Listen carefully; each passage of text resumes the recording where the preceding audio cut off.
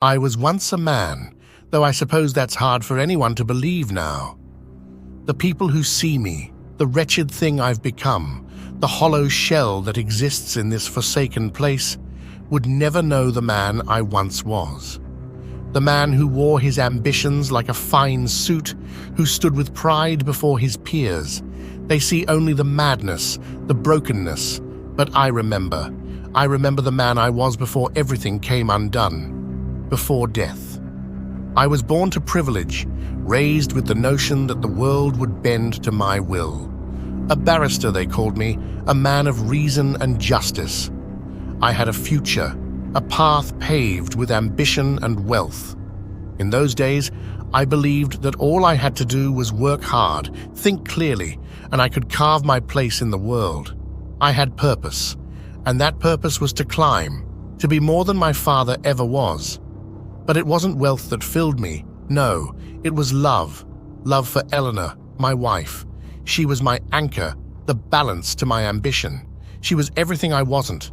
Soft, where I was rigid, kind, where I was cold.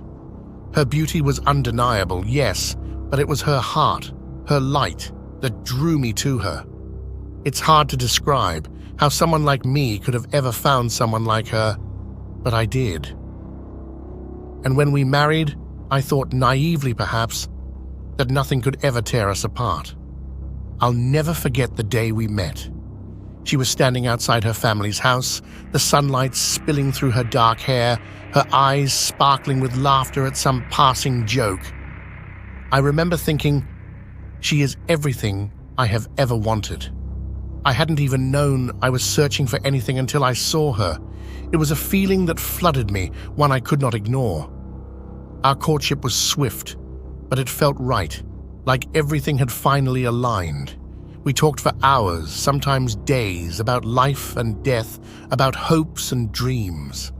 She listened when I spoke, really listened, as if my thoughts mattered to her in a way they had never mattered to anyone else.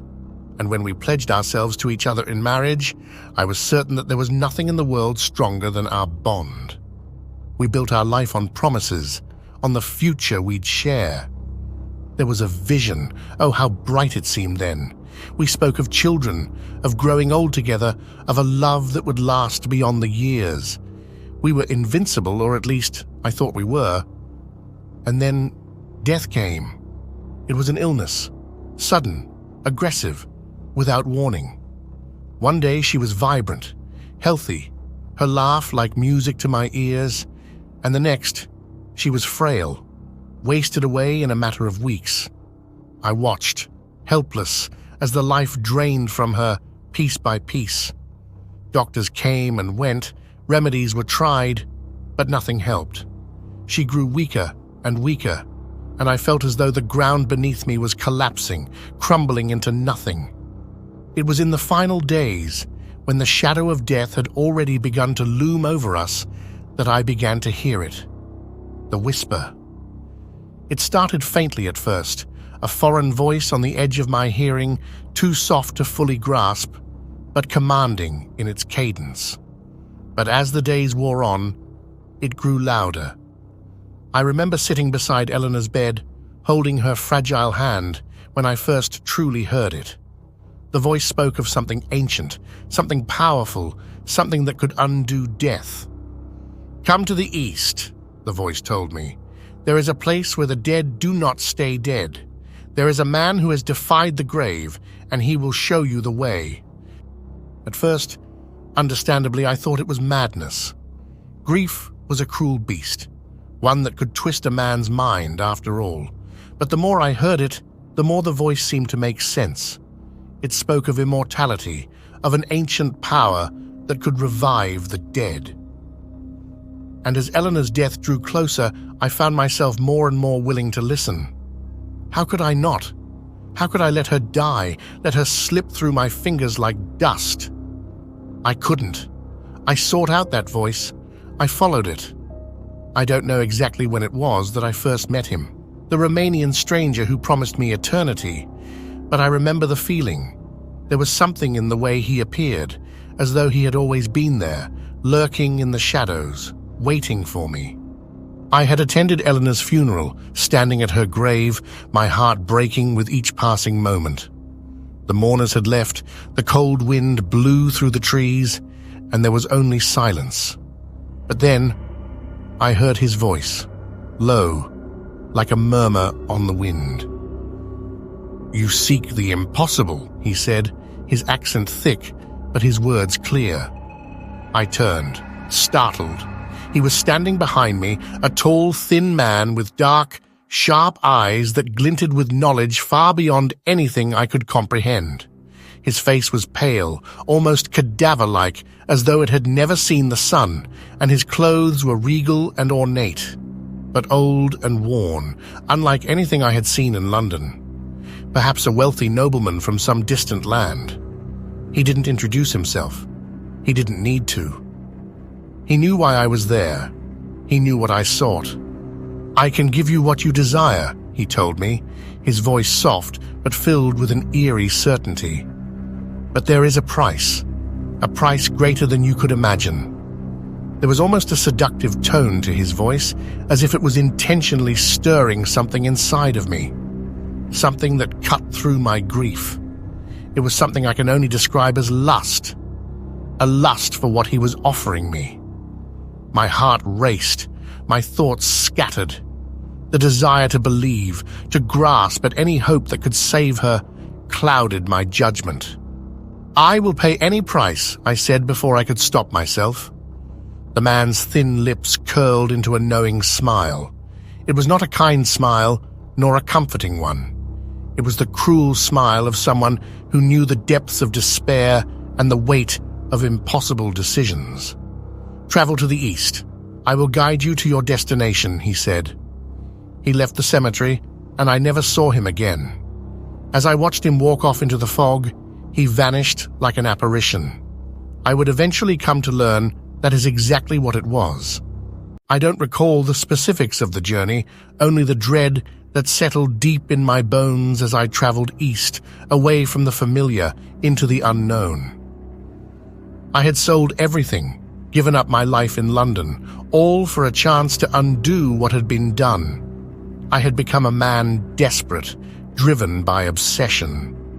I traveled to the Carpathian Mountains, drawn by the promise of something greater. The weather was bleak and achingly cold, the air thick with mist, and the world felt different, unnatural, alien.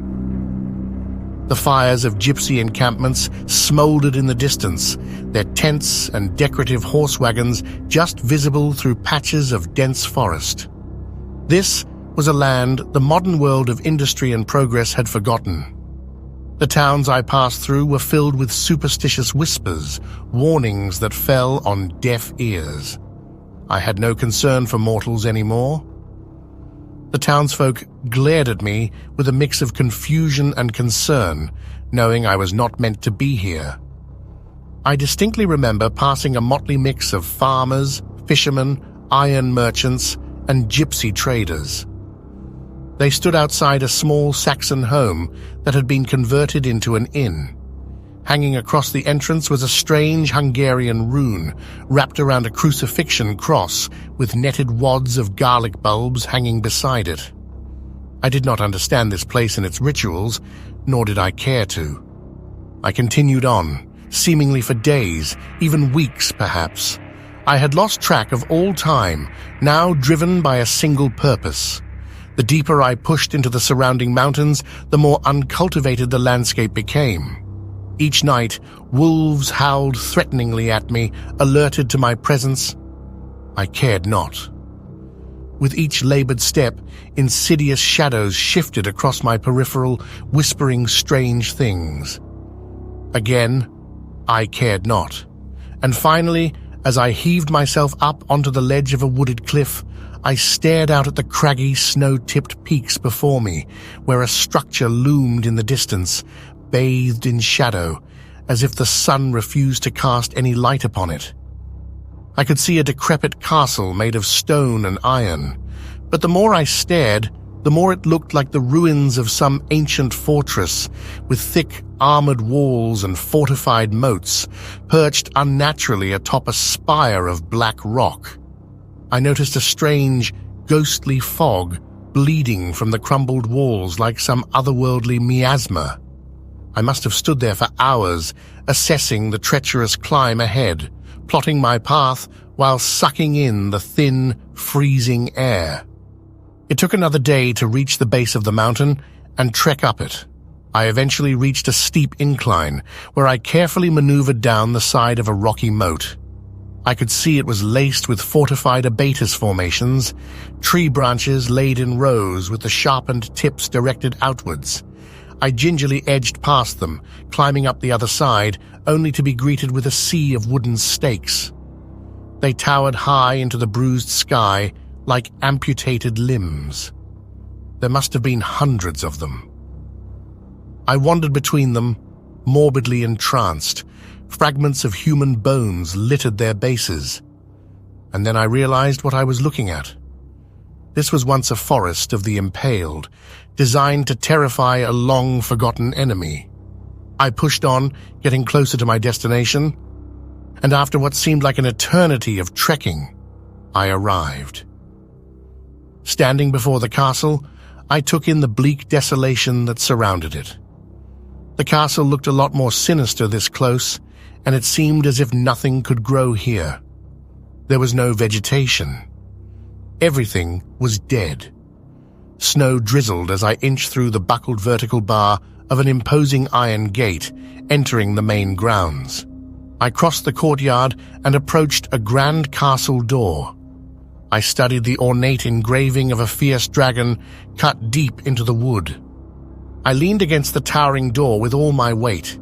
It would not budge an inch. I backed up, then ran at it with as much speed as I could muster, stomp-kicking it, the force nearly dislocating my ankle and knee. The huge door split open ajar, its iron hinges moaning in protest.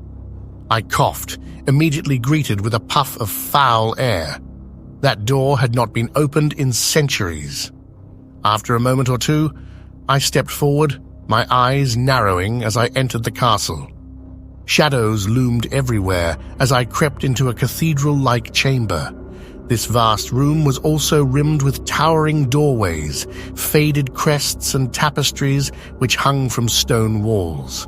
A sprawling black marble table dominated the center of the room. It was littered with rotted parchments and illustrated maps of old Europe, all caked in dust and cobwebs. This was once a great war room, a stronghold fit for a conquering prince or king. I remember looking up at the grand ceiling, marveling at the engravings of winged dragons that seemed to writhe in the shadows.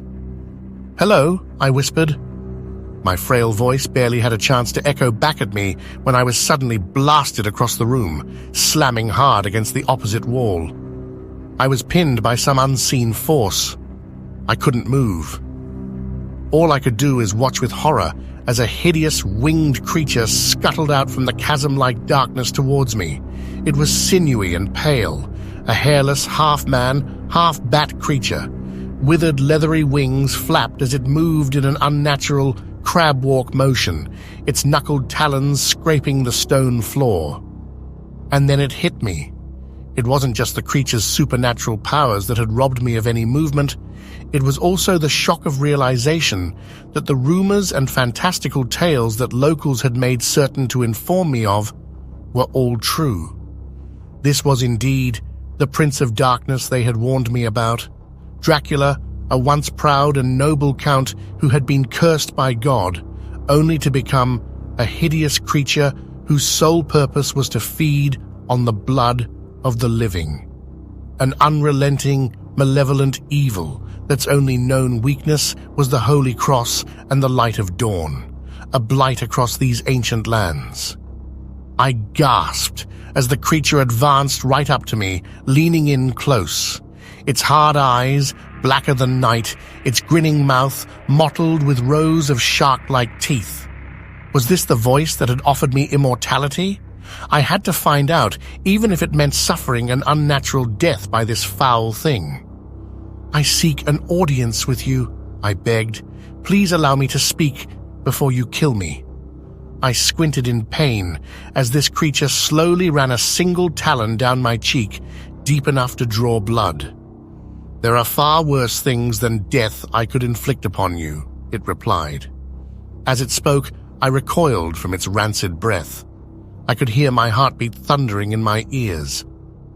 "You know of me, but who are you to breach these sacred walls?" Despite the creature's harsh Romanian accent, there was a sharp elegance to it, like a cold steel blade. "My name is R.M. Renfield," I replied, as best I could. "I wish to discuss a business proposition, one which I believe will be of mutual benefit." The creature's eyes searched me for an unsettling moment. Then it slowly leaned into me, savoring the aroma of my flesh. I could only grimace as it proceeded to lick the cut on my cheek with a horribly extended tongue. What use do I have for something that is no less than my prey? My whimpers grew louder as it began to invisibly force my head to one side, exposing my bare neck. I could feel my veins pulsing as the creature's mouth opened, revealing those terrible fangs, each one glistening with thick phlegm. "Wait!" I screamed. "You spoke to me. You beckoned for me to find you. I only seek your help, that of which you promised. In return, please allow me to be of service."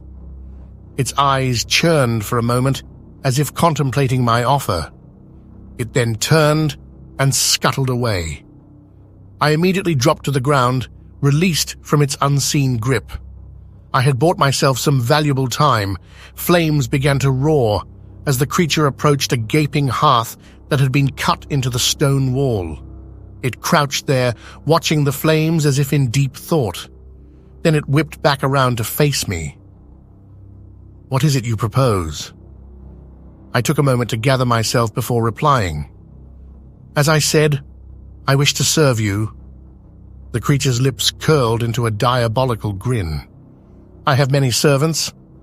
Why would I need another such as yourself?" "Because unlike them, I can move freely through daylight hours," I retorted, tactfully and politely as I could. "Unlike them, crucifixes hold no sway over me." I could see the creature's interest had been piqued. When it approached me again, I instinctively backed away. It began to circle me slowly and deliberately. Then it vanished. I spun around the vast room, dizzily searching for the creature. Suddenly, its voice boomed inside my mind, like the gong of a brass church bell. "Do you wish to become one of my children? To yearn for blood as I do, and requite the solace of my shadow? All I ask in return for my loyalty is a few drops of your blood," I said. "For what reason?" Its voice was now akin to a throbbing migraine in the back of my head. "To return my dead wife to me." "Ah, yes, your dead wife," it replied almost mockingly. Still thinking the creature had vanished, I did not see it standing behind me, glaring hungrily. I bumped into its leathery hide and almost jumped out of my own body with fright. I yelped and stumbled forward. As it watched me, I swear I saw something that almost resembled sympathy flash across its hideous face. "You would risk your own life to journey here, all for the love of a woman who has already passed?" "Of course I would. My Eleanor was everything to me." Suddenly the creature belched out a booming laugh that quickly tapered off into a feral snarl. It rushed over to me with unnatural speed, backing me up against the wall again. "Let me tell you what I know about love," it said in a low, seething tone. "It is because of love I am a prisoner in this cold, decaying tomb. It is because of love I am condemned to spend eternity atoning for my sins. It is because of love I am forced to watch man forever revel in his own incessant greed and corruption. That, my mortal friend, is what I know about love." The creature fiercely held my gaze until it turned and scuttled back over to its hearth. I followed, now determined to strike a deal with this unnatural thing. "Surely you understand my plight?" "More than you could ever know," it replied in an almost remorseful tone. "So if I serve you, will you not make her whole again? The local townsfolk told me you have the power to raise the dead." Those fools with their trinkets and spells. And yet, even they know some things are better left dead, the creature replied, its black eyes still fixed on the roaring flames. I could not help but feel defeat. This creature, or whatever that voice was inside my head, and the phantom that visited me at Eleanor's funeral had tricked me. It had taken advantage of my grief. I was to be just another victim, another damned soul. So, my journey has been in vain. There was another long pause while the creature stared into the fire. Perhaps not. I sense a new world afar. One of modern alchemy, a civilization that rivals the great empires of old. It beckons for me. I stepped forward, my confidence growing. I come from such a place, the city of London. The creature finally turned to me. I know of it, and how I desperately long to be a part of it, to gaze upon it with my own eyes, to aimlessly wander streets that are filled with laughter and life. The creature's harsh gaze drifted away from me as if it was reflecting on a distant, fleeting memory. I have lived through countless ages, yet time weakens me. It erodes me. I am now merely a shadow of my former self, devolved into the winged blight that stands before you, unable to cast a reflection, unable to look back at the creature I have become. And despite the blood I consume, as long as I am bound to these walls, I cannot resemble the form of man in the flesh. Therefore, I can never truly walk among the living. This is my curse.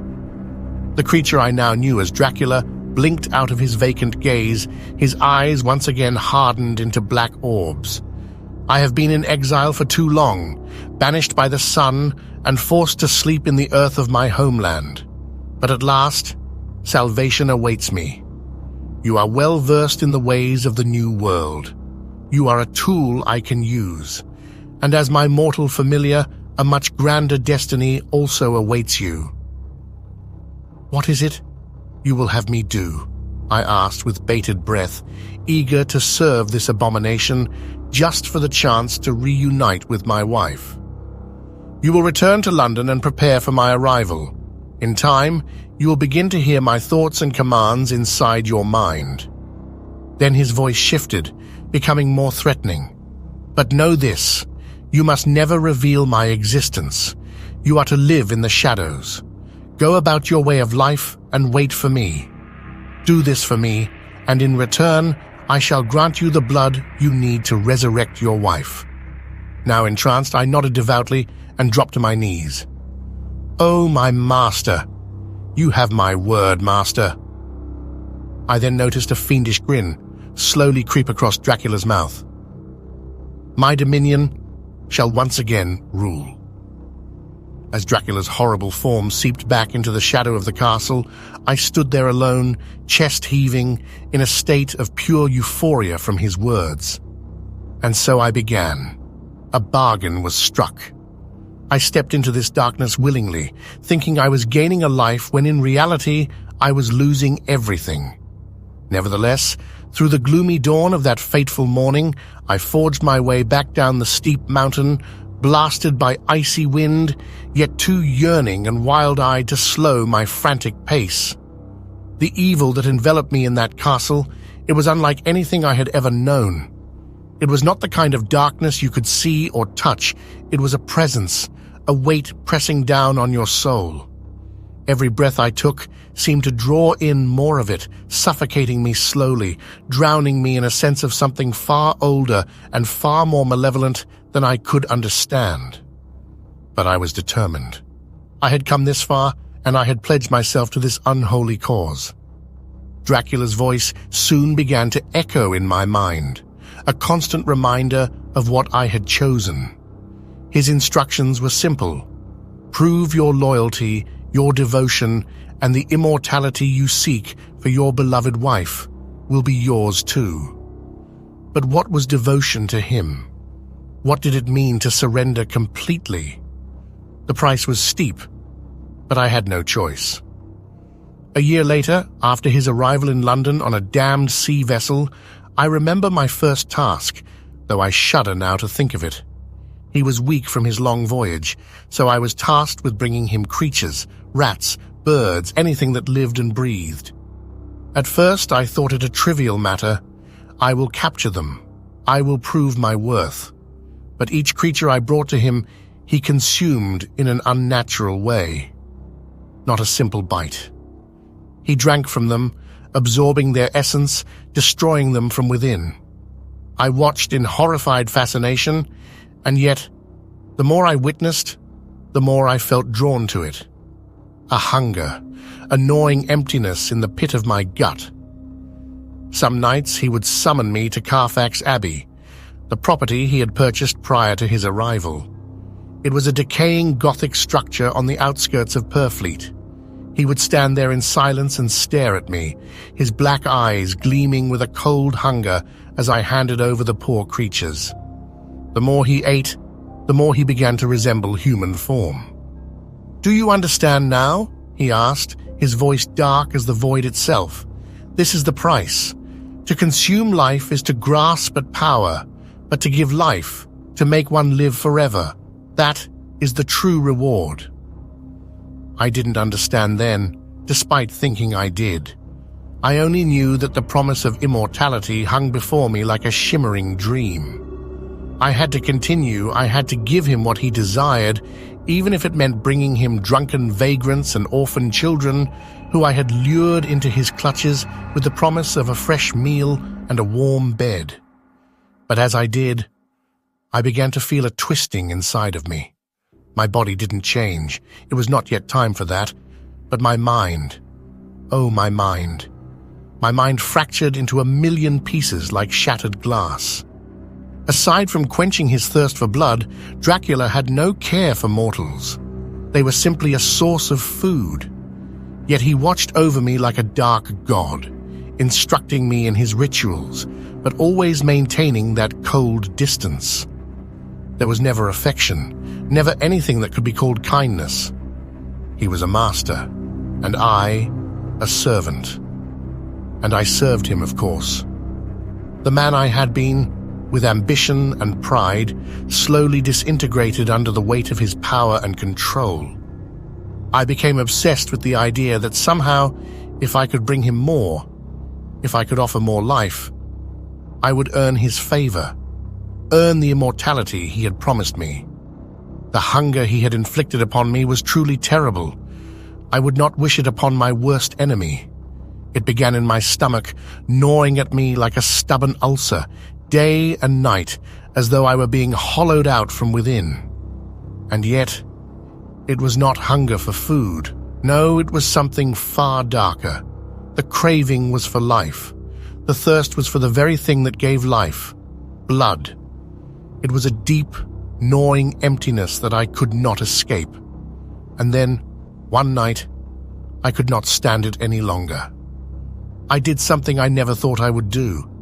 I took a small creature, a rat, and instead of offering it to Dracula, I consumed it myself. The compulsion was too strong, too overwhelming to resist. As I drank its sour blood, I could feel its life coursing through me, the strength of it, and something else, something more. It was as though I could feel the pulse of its soul as it gave itself to me, and for a moment, I thought I finally understood what Dracula meant. But it was not enough. The darkness inside me spread, and soon I began to feed on anything I could catch. Spiders, birds, flies, anything that moved. The line between man and beast blurred. I no longer cared about right or wrong. All I cared about was filling the emptiness inside me. I was convinced that this was the path to immortality, that in absorbing life, I was moving closer to the gift Dracula had promised. The creatures, the life I took, it was as though it was never enough. No matter how much I consumed, I always felt the gnawing emptiness, the craving that could never be satisfied. And all this time, my master watched. Always. He was the lord of this terrible game, the one who controlled it all. I was merely a hapless pawn. The other humans who began to hunt him called him a monster, a fiend, a creature of the night. While they were correct, they could not see what I saw. He was perfection, a supernatural being of supreme power and will, untouched by the decay of mortality, yet eternally bound to it.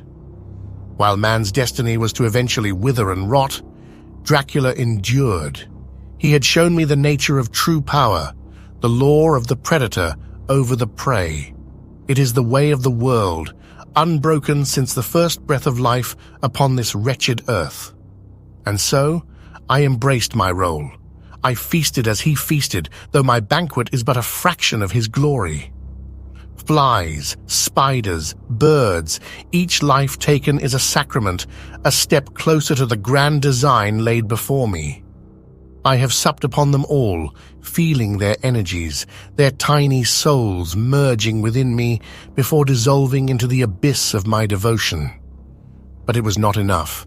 It would never be enough, not until he bestowed upon me the gift he had promised. Yet it was a promise I could never be awarded. I am here now, kept inside this damp, rancid stone cell, no bigger than a newborn's crib, a prisoner inside my own mind and the physical realm. They call it a hospital for the criminally insane. They watch me always, the doctors, the attendants, their eyes skittering across my cell as if expecting to one day find a cured man in the corner. I laugh at their ignorance while I feast on roaches and the occasional rat. I caught a bird once too. Its wings fluttered as I bit off its head. These people with their charts and potions, they are oblivious to the truth, a truth that is already here, whispering to me through these cold, damp walls.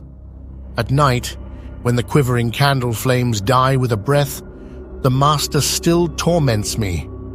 I know he will soon come again. I feel his presence growing stronger with each passing night, the weight of his hunger pressing upon my chest like a great and terrible affliction.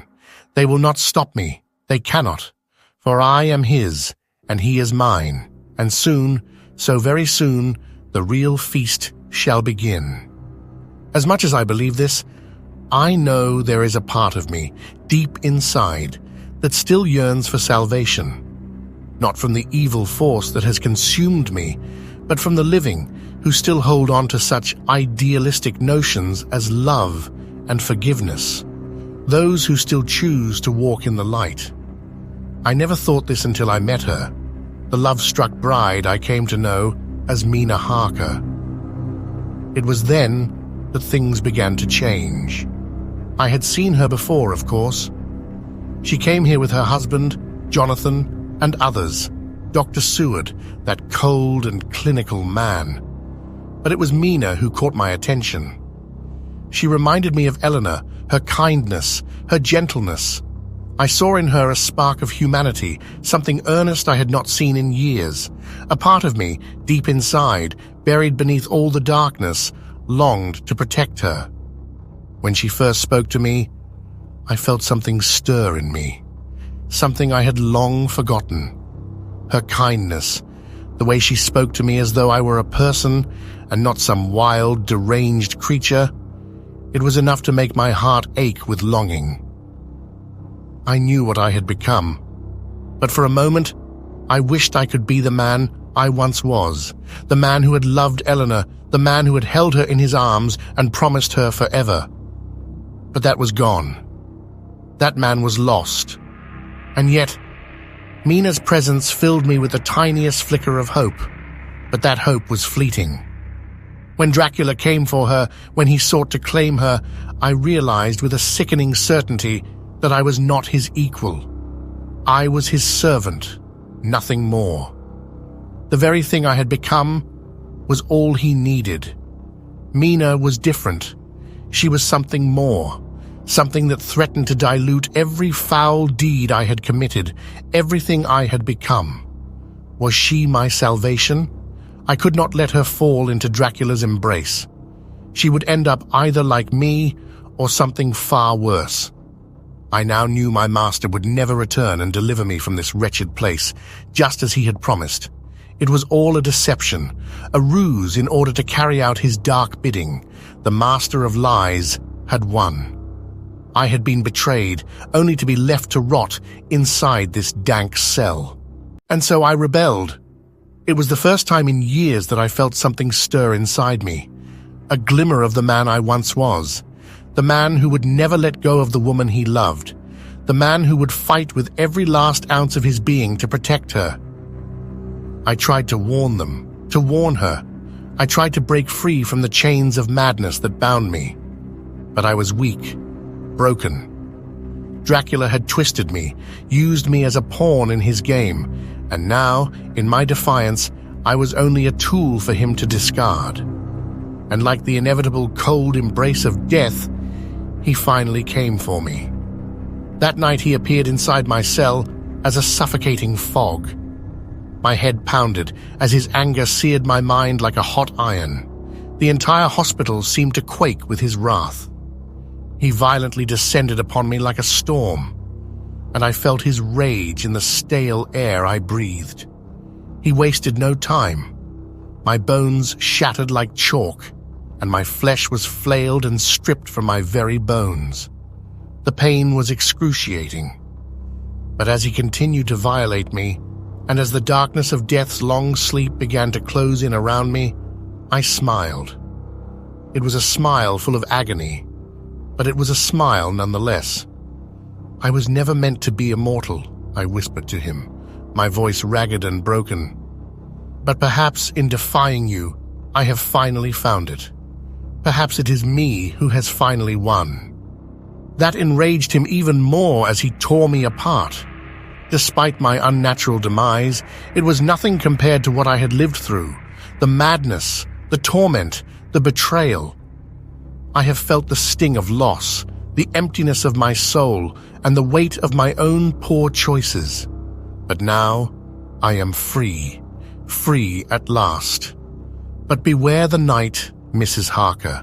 Beware the darkness that watches from the shadows, for Dracula is not finished with the living. He is never finished.